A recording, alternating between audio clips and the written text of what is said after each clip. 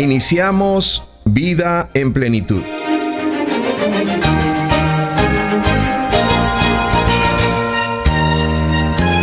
Un espacio en el que destacados profesionales nos comparten consejos y orientaciones sobre psicología, medicina y temas legales.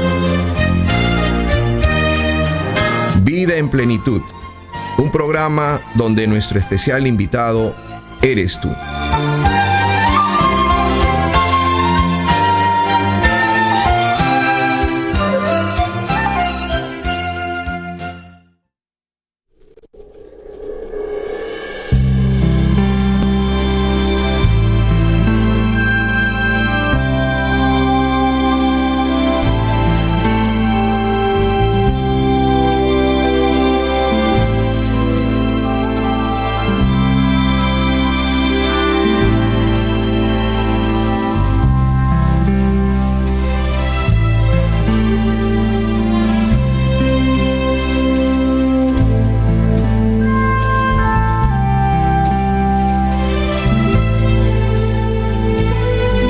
Buenos días, radio oyentes. Acá hay un programa más en Vida en Plenitud y vamos a tratar un tema que creo que a todos nos atañe. ¿Qué es el éxito? ¿Qué es el éxito para nosotros? ¿En qué consiste el éxito? ¿Cuáles son las características de las personas exitosas? ¿El éxito solamente es en un solo ámbito? ¿O hay también que hablar el éxito en diferentes? Mi éxito matrimonial, mi éxito laboral, mi éxito personal, mi éxito espiritual. Entonces, acá tenemos un invitado de lujo que ya nos ha acompañado anteriormente, que es el doctor César Pera. El doctor César Pera es psicólogo, ha sido gerente de muchas empresas muy conocidas en Lima y ha trabajado con gente exitosa. Y es el que nos va a dar algunos tips que sobre todo se los podemos transmitir a nuestros hijos, que donde los queremos reorientar en esta dimensión. Y bueno, acá tenemos pues al doctor César Pera, a quien le damos la bienvenida. Y bueno, César, buenos días y tus palabras iniciales con nuestros radio oyentes. Hugo, radio escuchas, muy buenos días. Acá estamos para poder discernir y conversar contigo, que eres una persona tremendamente preparada para poder tener algunas conclusiones en conjunto sobre lo que planteas. Muchas gracias, César. Bueno, César, tendríamos que empezar con la definición inicial. ¿Qué es el éxito? Bueno, el éxito puede tener diferentes acepciones, ¿no? Si tú lo ves desde una definición sintáctica, lingüística, éxito es salida, ¿no es cierto? Pero el éxito, desde mi perspectiva, no es otra cosa que alcanzar la felicidad y alcanzar la paz. El éxito no necesariamente se sustenta sobre el dinero, no necesariamente se sustenta sobre los bienes materiales, se sustenta sobre el bienestar espiritual y psicológico. Mira, qué importante tus palabras. Estás hablando de bienestar espiritual y psicológico. Y en esta dimensión, ¿a qué te refieres, por ejemplo, con el bienestar psicológico y sobre todo con el bienestar espiritual? Yo creo que van de la mano. Una persona cuando está bien, está muy bien espiritualmente, necesariamente está bien psicológicamente, ¿no? Creo que hay una correlación muy estrecha entre tener una vida en paz con Dios y entregada a Dios y por otro lado tener la tranquilidad psicológica de sentirse bien. Por otro lado, hay otros temas psicológicos que subyacen a este tema, ¿no? Por ejemplo, la autoestima. Una persona con una adecuada autoestima tiene mayor probabilidad de ser exitosa que una persona de menor autoestima. Una persona de mayor autoestima es una persona capaz de poder dar aprecio a los demás, recibir aprecio de los demás, que es diferente. Es una persona capaz de poder decir no cuando tiene que decir no sin sentirse mal, y es una persona absolutamente capaz de darse y regalarse momentos para sí mismo. Mira, qué interesante lo que estás diciendo. Estás hablando justamente de la autoestima, que es el aprender a quererse, ¿no? Y cuánto nos cuesta trabajo, porque una persona aparentemente puede ser, entre comillas, exitosa, pero no necesariamente tener una autoestima alta. Entonces estamos hablando de algunas características que toda persona, cuando hablamos de éxito, un éxito integral debe tener. Dime, César, ¿y cómo podemos formarlo esto en nuestros hijos? ¿Cómo podemos buscar tener hijos exitosos en la vida?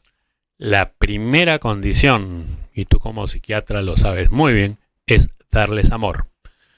Esa es la primera condición. No sobreprotección. Amor. Amor significa no solamente abrazarlos, no solamente besarlos, y eso no los hace malos. O se tiene la falsa creencia de que amar a un hijo y darle besitos es convertirlo en homosexual.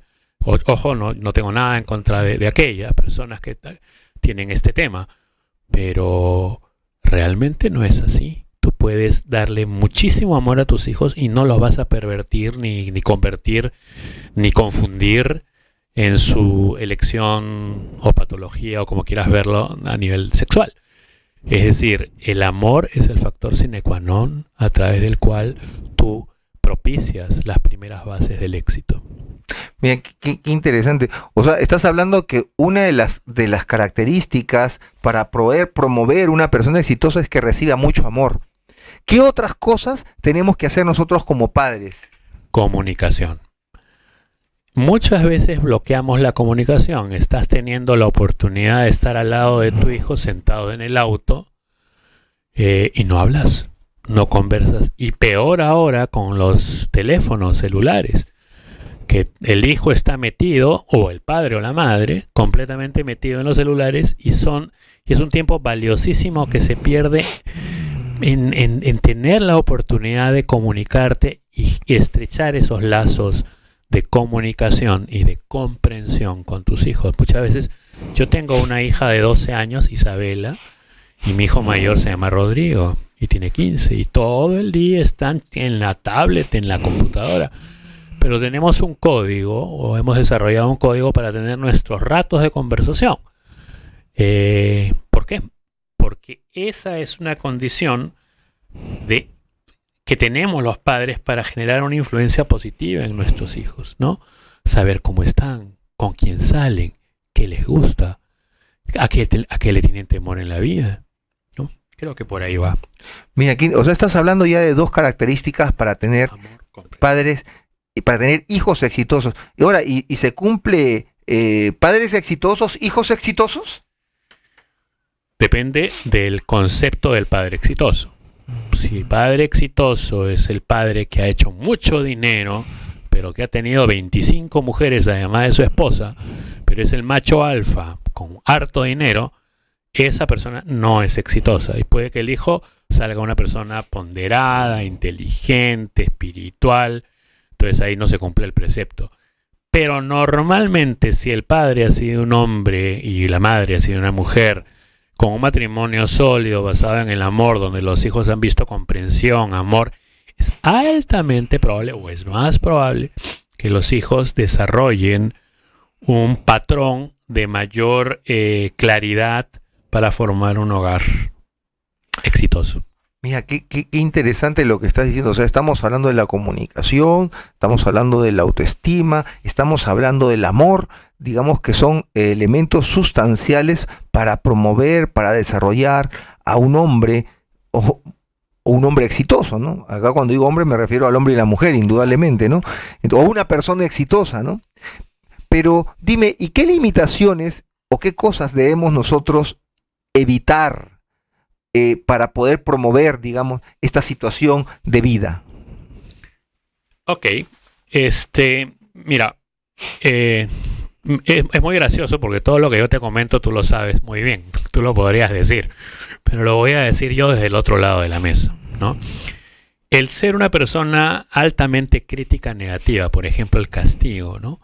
Los psicólogos normalmente no están de acuerdo con el tas-tas, ¿no? El golpe en el potito, cuando el hijo comete un acto irregular. Yo sí estoy de acuerdo cuando pone en riesgo su vida o cuando sé que lo que está haciendo va a causarle un trastorno mucho mayor, ¿no? Entonces en ese momento tengo que reaccionar de otra manera y todos los psicólogos me van a matar por lo que estoy diciendo, pero considero que a veces es oportuno. Pero por otro lado, considero que el castigo, el menosprecio, el tratar con alta subjetividad negativa a los hijos es algo que no se debe hacer. El llamarles la atención en público, el flagelarlos, el minimizar su autoestima, eso no se debe hacer. Por otro lado, otra cosa que no se debe hacer o no conviene hacer es sobreprotegerlos. No, hijito, yo hago todo por ti. Uy, te equivocaste, pobrecito, yo lo voy a hacer. Ese niño o esa niña no va a tener la autosuficiencia necesaria como para poder enfrentarse a la vida. Otra cosa que creo que está mal es minimizar al hijo al punto de que se vuelva una persona extremadamente sumisa y acepte una autoridad radical y autoritaria. Entonces hay que tener muchísimo cuidado de cómo nosotros desviamos ese concepto de corrección hacia un concepto de maltrato. Decirle a tu hijo, oye, hijito, no te preocupes, tu hermanita te va a amarrar los zapatos. ¿Qué le estás diciendo? Soburro, tú no puedes hacerlo. Los padres descalificamos muy, muy sutilmente a los hijos y le hacemos un daño tremendo sin darnos cuenta. Claro, lo que tú estabas comentando, el daño que le podemos dar a su autoestima, ¿no? Entonces, Eso. es cierto, realmente es un factor de crítico para un desarrollo adecuado del niño, del adolescente, ¿no? Y ahora estamos entrando también ya en una etapa ya cibernética, ¿no? Y en este contexto, César, que también tú, aparte de ser un estudioso, has escrito tu libro inclusive sobre psicopatía, y trabajas mucho con personas que son exitosas.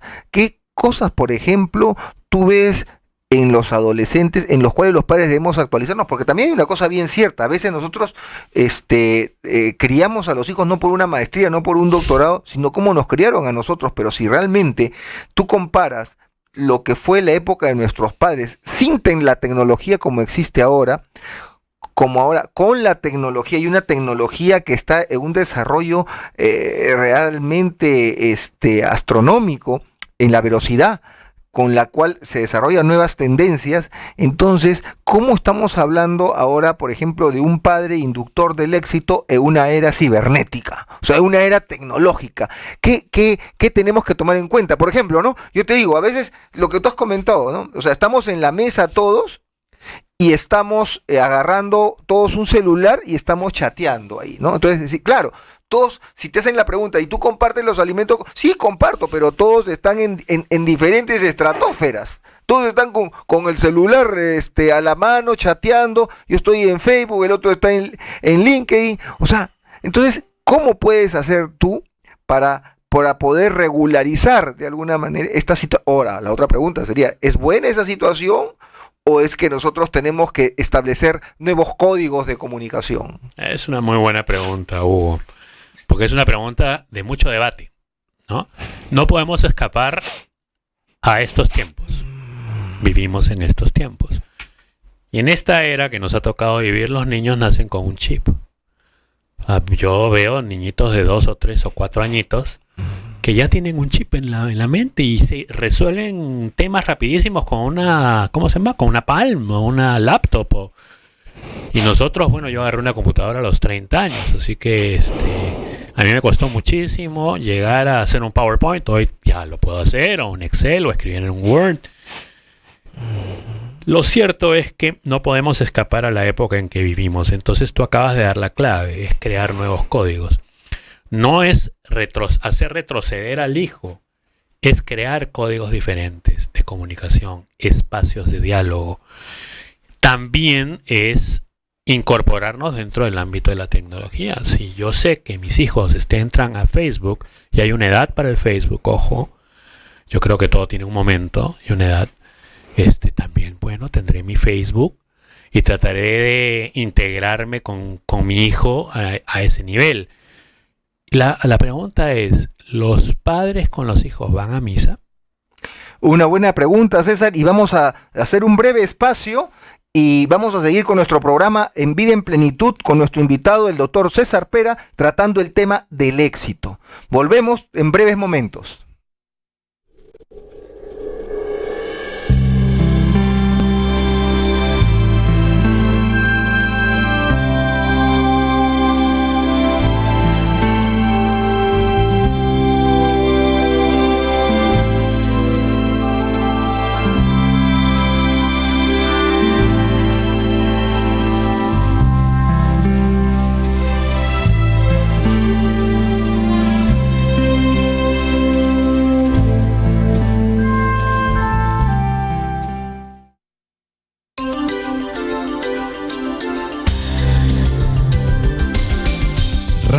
María. Distintas frecuencias en una misma sintonía.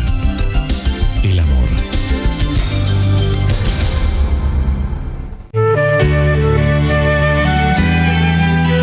Ven a gozar de la paz que buscas. La encontrarás aquí en Radio María. Radio María, una voz amiga que te ayudará a vivir la paz en el amor.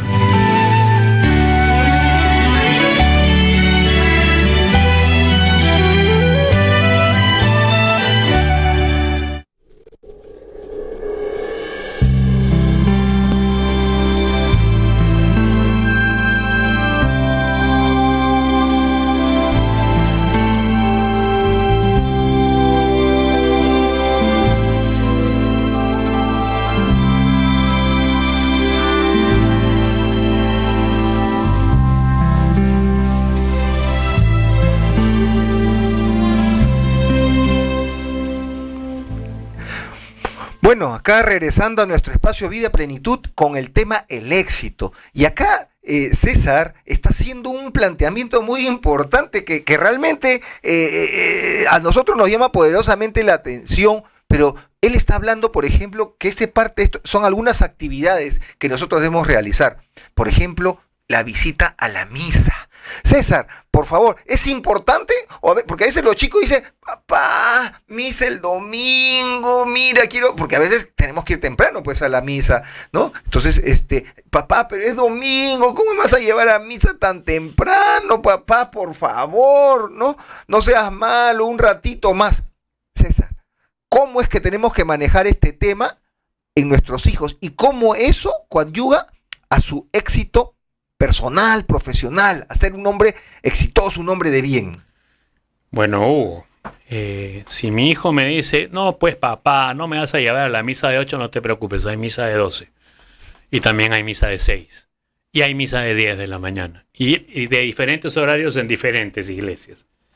La misa es un momento familiar en el que no solamente nos congregamos como familia, sino nos congregamos dentro de un ámbito comunitario, dentro de una comunidad. Y el hecho de estar en familia en la misa, y esa es mi experiencia personal, hace que estemos mucho más interlazados y el momento de recibir la Eucaristía se vuelve un momento mágico. Sobre todo cuando lo haces en familia. Cuando ves a tu hija, a tu hijo comulgando, tienes allí una suerte de garantía de que ese hijo o esa hija está recibiendo a Cristo dentro de sí. Y por lo menos en en ese día, esa criatura o ese hijo o esa hija va a tener bendición.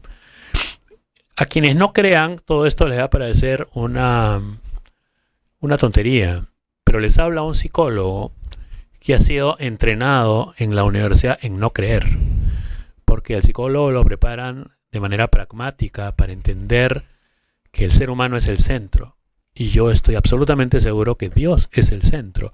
Entonces, algo que creo que conviene decir acá es, si yo quiero que mis hijos sean exitosos, probablemente lo que tengo que hacer es decirle a Dios, Señor, te encomiendo a mis hijos, te los entrego para que sean fundamentalmente felices y por favor, nunca te alejes de ellos. Mira, qué interesante lo que tú estás hablando, ¿no? Ahora, ¿tú piensas que, por ejemplo, deberíamos, después de escuchar la lectura, después de una misa, por ejemplo, conversar estos temas de lo que se trabajó en la lectura, de cómo lo podemos aplicar en nuestras vidas, por ejemplo? ¿Lo deberíamos conversar con nuestra familia, con nuestros hijos, con nuestra esposa?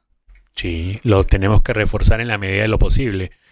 De hecho, hay chicos que tienen códigos muy cerrados y que van a estar en la misa con los brazos cruzados, las piernas cruzadas, no quieren escuchar, te van a decir, ay papá, ay, tengo que venir acá. Y así va a ser durante algunos domingos. Va a llegar un momento que se va a acostumbrar. El cerebro es plástico, se adapta. El ser humano es flexible. Entonces, allí vienen los momentos de la reflexión. En mi casa, por ejemplo, nosotros tenemos unos circulitos donde vemos las reflexiones diarias. Y es un privilegio para alguno de mis hijos, para mí o para mi esposa, el hablar y leer sobre estos circulitos. que hablan sobre la vida católica. Entonces, yo pienso que vivimos con tanta inseguridad, con tanta delincuencia, con tantas drogas alrededor, con tantas carencias, que bien merece la pena decirle al Señor: Señor, estoy en tus manos, tú ocúpate de todo. Y Él se ocupa.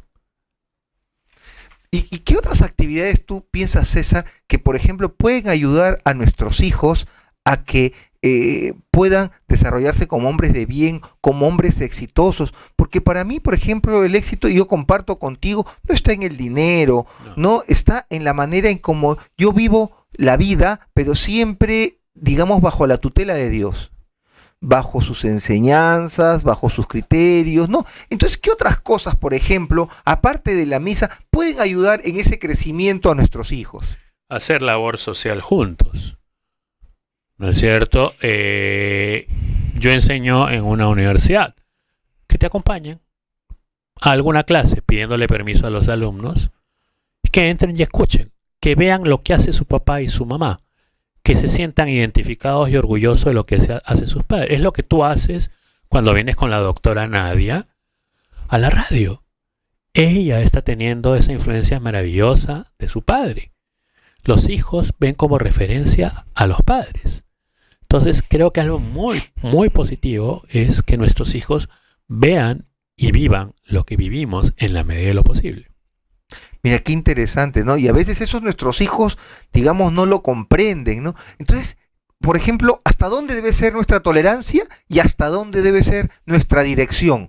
¿Tú qué piensas, César? ¿Se deben a veces imponer estas cosas o hasta dónde podemos ser tolerantes? Porque nosotros sabemos que es bueno, pero en realidad a veces los chicos, sobre todo los adolescentes o el adulto joven, como que pasan una época en que dice: papá, eso fue en el pasado.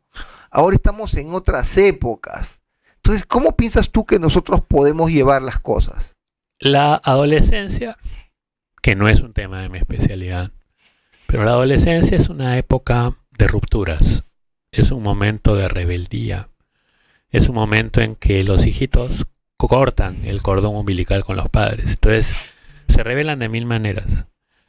Y a veces los chicos que ya pasaron la adolescencia de 20, 21 años también están en una onda en la que no quieren saber nada de los padres o estar haciendo cosas con los padres. Mi papá era un hombre que yo considero muy sabio, consideré siempre muy sabio. Él ya no está con nosotros. Y su castigo era: mira que te quito la lectura hoy día. Entonces para nosotros era un castigo no leer. Sean chistes, sea un libro, era un castigo no leer, era un placer leer. Mi hermana no agarró mucho el tema, en mi caso lo agarré un poquito más, pero era un castigo no leer. Entonces, ¿cuán inteligente debemos ser los padres para saber cómo conducir a los hijos, ¿no? Por ejemplo, a mi hijo no le gusta hacer mucho deporte, y yo sé que necesita hacer deporte, tiene 15 años. Entonces ahora está haciendo natación. ¿Cuál es el premio? Después de cada natación le encanta la ensalada César. ¿Por qué será? ¿Por qué será? Y bueno, viene el premio después de la tercera nadada. Es decir, ¿por qué no jugar con premios más que con castigos? ¿Por qué no jugar con factores reforzadores positivos? Y bueno, y haríamos ahora la pregunta que va siguiendo, porque hemos sido, mira, desde niños, hemos pasado a adolescentes. Y dime, ¿y cómo una persona exitosa, por ejemplo, yo a ti te visualizo como una persona exitosa, afronta los momentos difíciles? Gracias, Hugo. Bueno, la primera condición es Dios en tu vida. Qué lindo, qué lindo. ¿No? La segunda condición, yo hace tiempo leí a un señor que estudió el liderazgo en diferentes partes del mundo, incluyendo el Perú, África, China, Japón, Estados Unidos, Alemania, etcétera, en diferentes partes del mundo, y él hacía varias preguntas alrededor de qué hace que una persona sea exitosa, y ponía una serie de ítems, y lo más elegido fue, primero, que tenga una visión clara. La gente sigue a la persona que tiene ese aura de éxito cuando tiene claro a dónde va. La segunda condición es que su vida sea inspiradora. Tú no sigues a alguien que no consideras que te inspira. Imagínate al padre, ¿no? Considero que mi padre es una persona que me inspira con su vida. Mi padre es una persona que tiene el rumbo muy claro y nos ha ayudado a enrumbarnos. El líder lo mismo. La tercera condición es la honestidad. La capacidad de ser transparente en todo momento. Y eso es algo que yo he aprendido con los años, ¿cierto?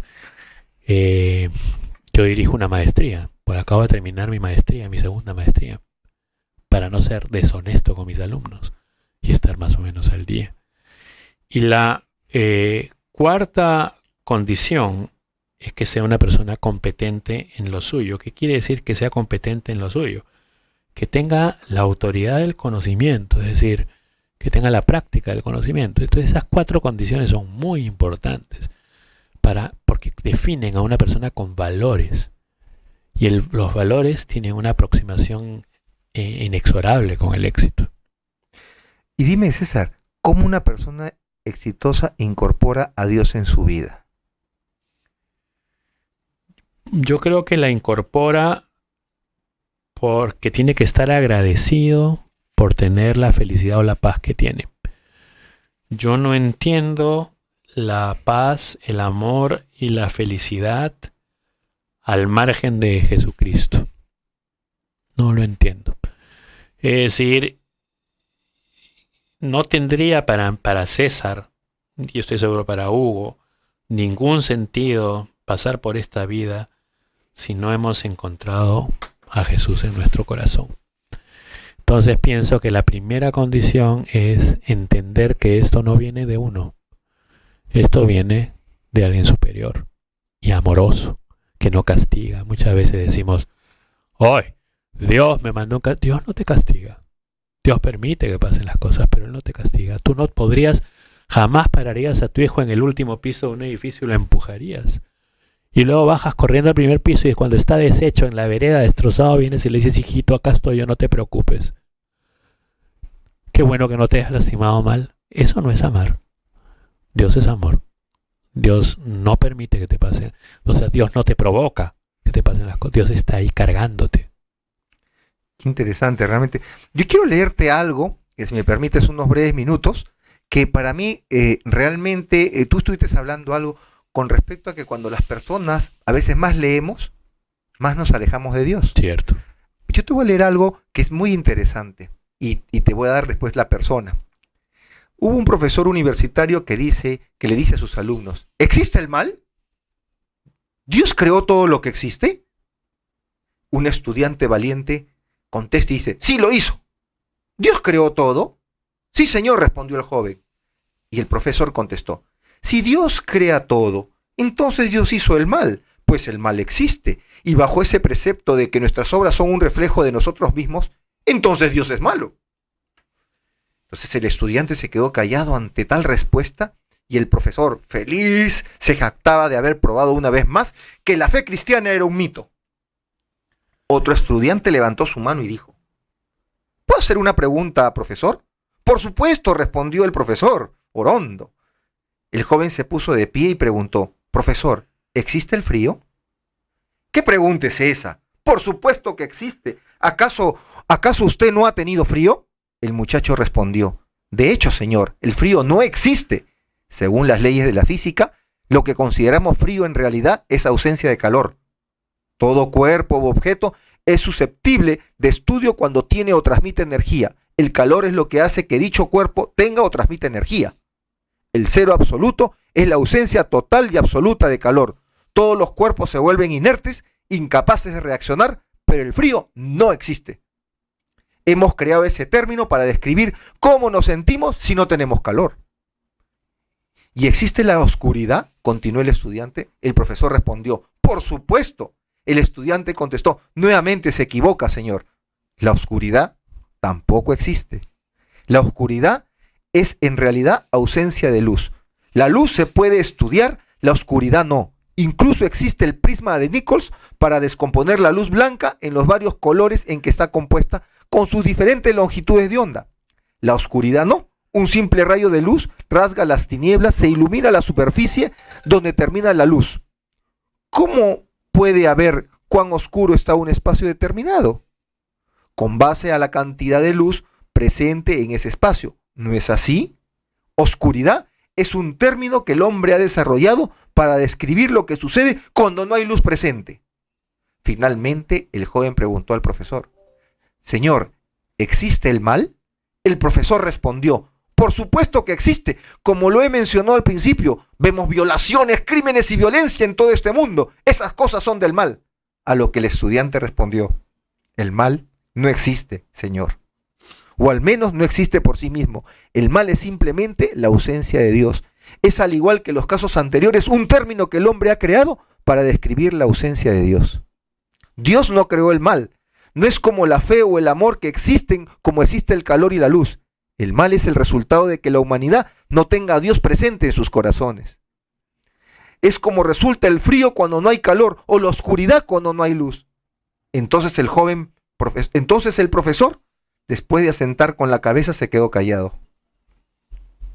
El joven se llamaba Albert Einstein. Claro que sí. Qué linda, Caramba. realmente, qué linda lectura, en donde nos dice que en realidad, muchas veces nosotros somos los que queremos vivir alejados, cuando en realidad lo tenemos a él al lado y lo podemos buscar cuando nosotros lo querramos, cuando nosotros, mira lo maravilloso que es tener, que tenemos a Dios al lado y lo podemos invitar cuando querramos. Pero también muchas veces hacemos lo contrario, le cerramos las puertas. Entonces, realmente, ahí es donde estamos coincidiendo. ¿Qué es el éxito? El éxito es abrirle las puertas a Dios. Eso es. Y eso nos va a permitir a nosotros entrar en este mundo terrenal con gran tranquilidad, con gran paz. Bueno, vamos a hacer un breve espacio acá en el programa Vida en Plenitud. Estamos tratando el éxito con nuestro invitado de lujo, el doctor César Pera. Volvemos en breves momentos.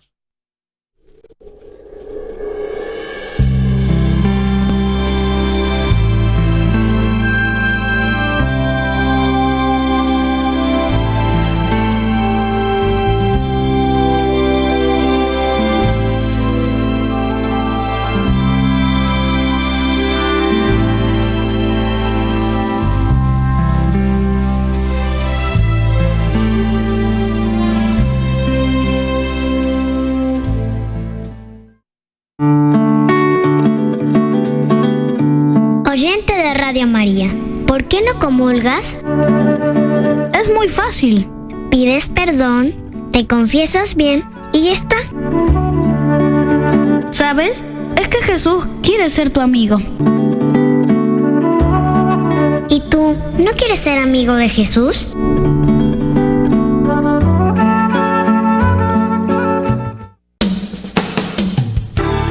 Amigos de Radio María, si desean participar en nuestros programas, es muy sencillo. Solo tienen que llamar a nuestro número de cabina al 716-16.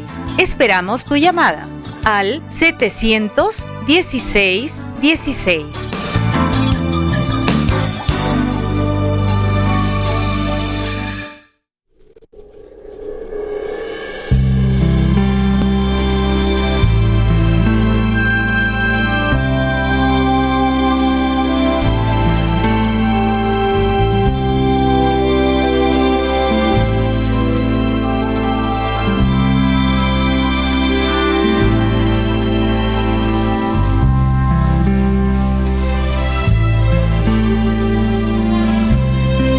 Buenos días, radio oyente. ¿Cuál es su nombre, por favor, y cuál es su pregunta? Buenos días, doctor. Mi nombre es Emma y mi pregunta es, ¿qué hacer? Bueno, yo tengo tres hijos, pero tengo 2 solteros. Y bueno, pues mi hijo, el segundo, tiene 28 años. ¿Y qué sucede? De que él, desde que estuvo en la universidad, ya dejó de ir a misa, ¿no? Porque decía, bueno, que en la universidad le dijeron esto, lo otro, pero bueno, él no ha dejado de tener fe en Dios. En casa siempre leemos la palabra de Dios. Lo único es que y antes de terminar la universidad estuvo acercándose al Santísimo y todo eso, pero lo que me preocupa es que no va a misa, ¿no? Pero sí nos ve que nosotros vamos, mi hija va, mi hija que está casada también, entonces, ¿cómo incentivarlo, no? Porque yo, bueno, se lo he puesto en las manos de Dios, que el Señor diga cuándo él va a volver a misa, pero no sé, eso es lo que me preocupa. Muchas gracias y felicitaciones. Gracias. Bueno, César, realmente una situación, como nosotros decimos, evolutiva. Es las etapas que vamos viendo con nuestros hijos. Bueno, ¿cuál es tu comentario? ¿Lo debemos forzar? ¿Nuevamente lo agarro de la mano y lo llevo a misa? ¿O qué tengo yo que comenzar a analizar como padre? Él tiene 28 años, Enma. Él ha hecho las visitas al Santísimo. Él ve que su familia va a misa. No te preocupes, este es un tema de tiempo. En algún momento yo también dejé de ir a misa cuando acabé la universidad, por diferentes razones y pretextos que a veces uno se da, ¿no? Que uno no tiene tiempo, que uno tiene que ejercer la carrera, que para qué si uno está con Dios en el corazón. Cuando dejamos de ver la perspectiva de que ir a misa es un baño, un regalo en Cristo. Entonces déjalo, él va a ir en su momento, vas a ver que en su momento va a acercarse nuevamente a la misa.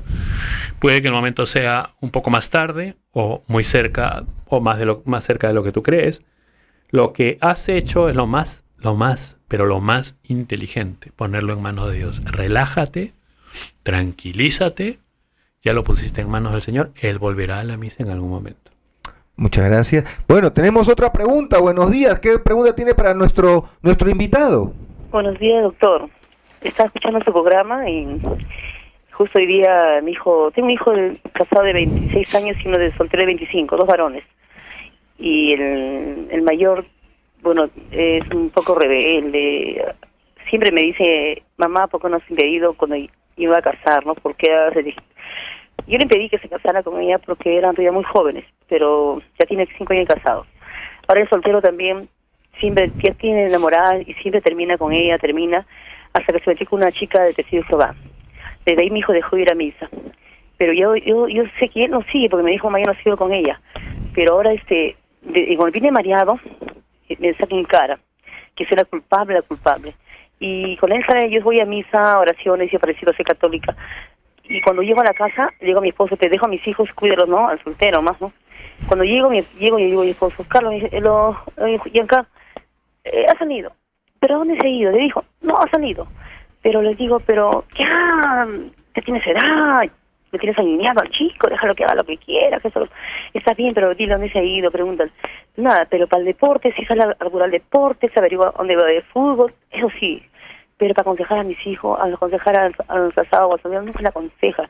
Siempre cuando el casado discute arriba se pone solo a hablar. Ay, te va a aconsejar. No, que tiene mayor edad. Igual soltero. Ahora el soltero te iba a salir y yo tengo que preguntarle siempre, ¿a dónde vas, hijito? Con cariño, así. Él iba a misa, ahora no quiere ir a misa. Cuando le digo, vamos a misa, a veces yo leo la palabra del Señor en la misa, me llaman y yo participo. Vayan, hijitos, vayan. Y se ponen arriba, pero vamos a jugar. Ya tengo la hora, y no va. Y saltando ya para la misa, 5 minutos alistan y ya cuando llegan tarde no quieren ir ya. Y doctor, le digo a mi esposo, no sé por qué no me apoya, no me ayuda. Él, no sé, siento que a veces digo, quisiera mandarle a rodar a mi esposo. A veces cuando me molesta, me fastidia, yo no lo voto, digo, porque tú eres culpable, no me apoyas, no me ayudas con mis hijos. Quisiera hasta separarme, a veces estar sola, no sé, doctor, ¿qué puedo hacer? Mi hijo tiene 25 años y la chica, no sé, si lo agarran él es un chico tranquilo, trabajador, todo, pero sí un poco movidito, así cuando toma, así, pero es un chico, él se tiene su cajita construido, todo. No sé, doctor, qué hacer, si preguntarle, no sé, a veces cuando se va le digo, hijito, bendiciones, que le hablo así de Señor, le hablo, ¿no? Perfecto, muchas gracias. Acá vamos a tener los comentarios del doctor Pera. Doctor Pera, por favor, ¿cuáles serían acá? Fíjate, está hablando realmente, por un lado, el chico, pero por otro lado, un conflicto de padres, porque al parecer cada uno tiene visiones diferentes sobre el problema del hijo, ¿no? ¿Quién sabe? Lo primero que mi querida radioyente deba tratar es su relación de pareja. Dios le dio a ese hombre y a ese hombre le fue dado a usted en matrimonio. Y el matrimonio es una flor que hay que cuidar y que hay que amar. Nosotros los seres humanos vamos a estar siempre en conflicto porque vamos a pensar diferente.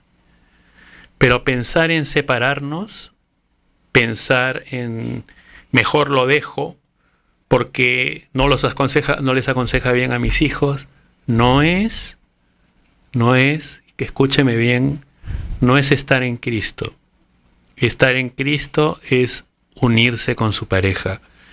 Estar en Cristo es juntos, hacer ese ejemplo a ese chico de 25 años y a ese chico de 26 años que ya no son chicos. Ya son jóvenes, mayores, maduros, que tienen que hacer su vida. El de 26 tomó la decisión de casarse, ok, usted lo impidió en un acto de sobreprotección o de protección, pero ahora le toca a usted entregarle a sus 2 hijos a Dios y tener momentos de mucho mayor compenetración más que momentos críticos. Lo que ellos necesitan es el beso de mamá, el abrazo de mamá, la compañía de mamá, no el juicio de mamá. Perfecto, muchas gracias. Tenemos otra pregunta, por favor, adelante, radio oyente. Buenos días. Buenos días, doctor. Estoy llamando de Trujillo, mi nombre es Marisol. Buenas, señora Marisol. Mi pregunta es que mi hijo ya de 21 años ha pasado por varios bajones, digámoslo así, ¿no? Ha estado estudiando primero gastronomía, lo dejó e ingresó a la universidad a estudiar ingeniería industrial, lo ha dejado por trabajar, ahora es indeciso, que va a entrar nuevamente a otra carrera que es administración, y ese es el punto de discusión con mi esposo mayormente. Somos los dos, pertenecemos a un grupo de bodas de Caná, de Trujillo, pero siempre ese es el punto de discusión de ambos.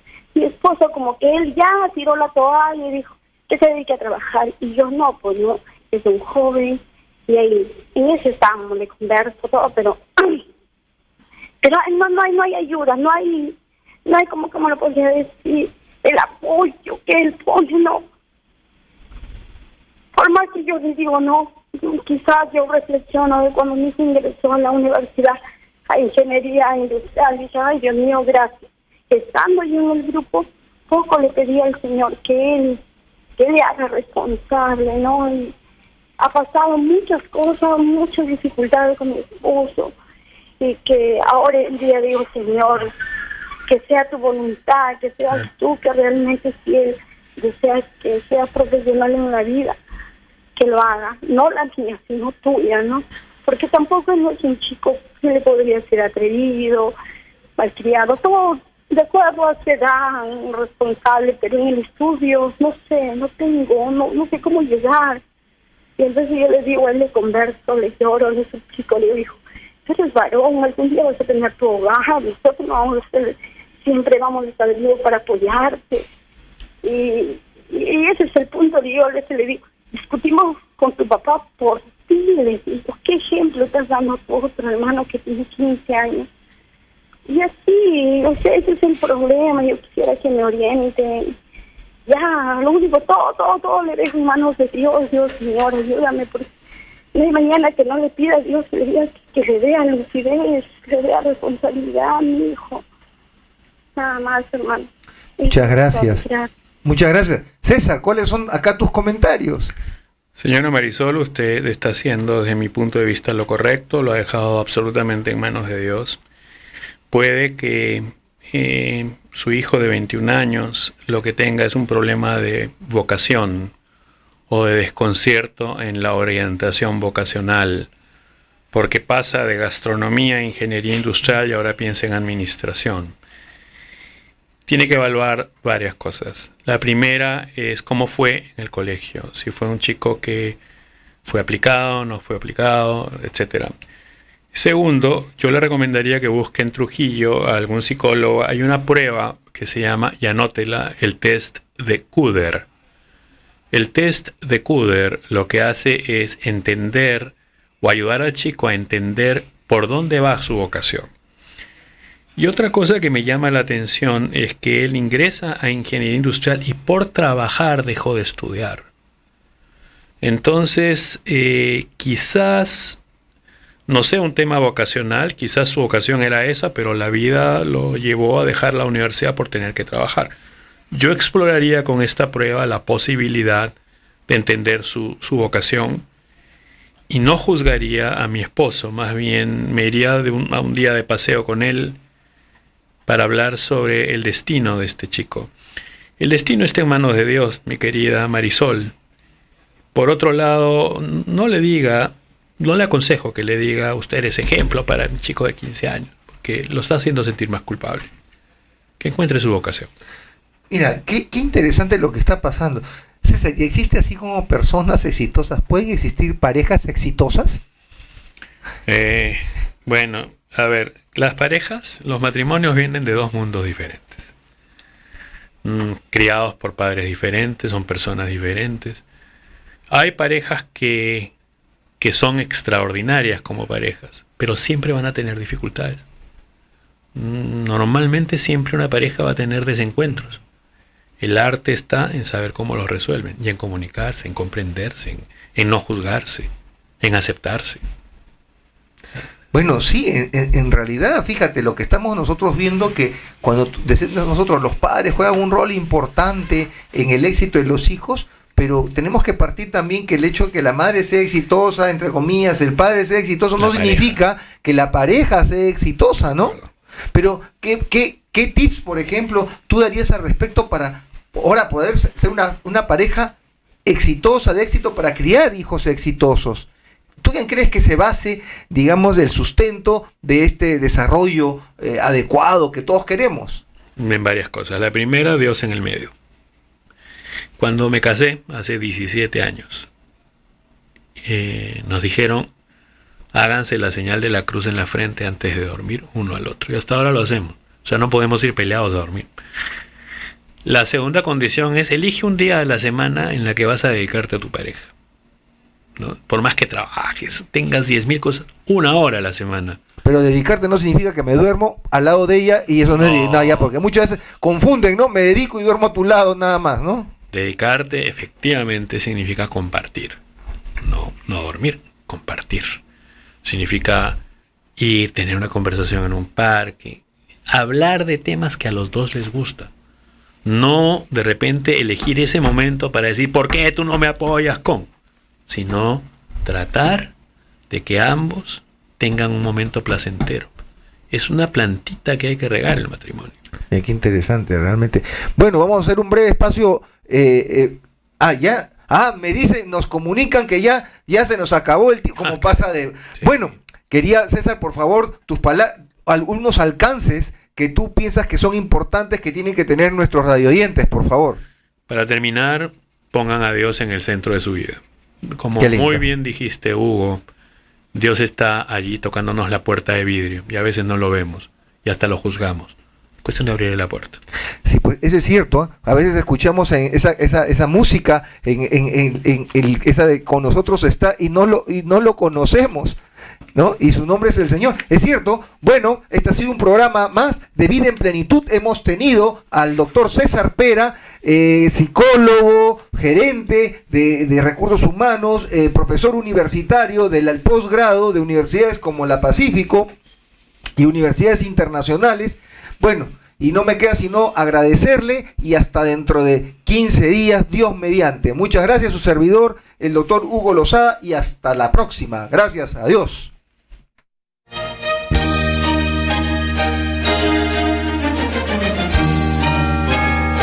Has estado en sintonía de Vida en Plenitud. Un espacio pensado para ti en Radio María.